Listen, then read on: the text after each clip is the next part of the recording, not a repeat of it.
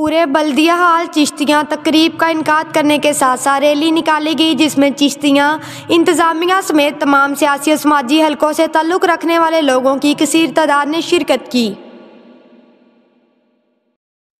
پورے ملک بھر کی طرح چشتیہ میں بھی کشمیری بھائیوں سے اظہار یکجہتی کرنے کے لیے بلدیہ ہال چشتیہ میں ایک پروقار تقریب کا انعقاد کیا گیا اور ریلی بھی نکالی گئی، جس میں چشتیہ انتظامیہ کے ساتھ ساتھ شہر بھر اور دیگر مضافاتی علاقوں سے تعلق رکھنے والے سیاسی و سماجی شخصیات، انجمن طاہران، ٹائیگر فورس، دیگر قانون نافذ کرنے والے اداروں نے شرکت کی۔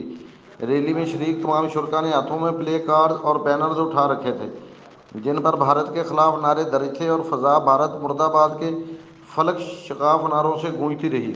ریلی بلدیہ چوک سے شروع ہو کر بخاری چوک جا کر اختتام پذیر ہوئی۔ اس موقع پر اسسٹنٹ کمشنر چشتیہ نے میڈیا سے گفتگو کرتے ہوئے کہا کہ بھارت کشمیری بھائیوں پر ہونے والے ظلم و ستم کو روکے تاکہ وہ اپنی آزادانہ زندگی گزار سکیں۔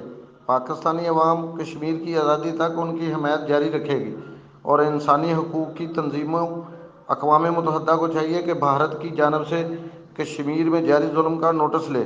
کیمرہ مین ارشد ہاشمی کے ساتھ حافظ محمد بشیر، بیورو چیف، جنوبی پنجاب، JN نیوز۔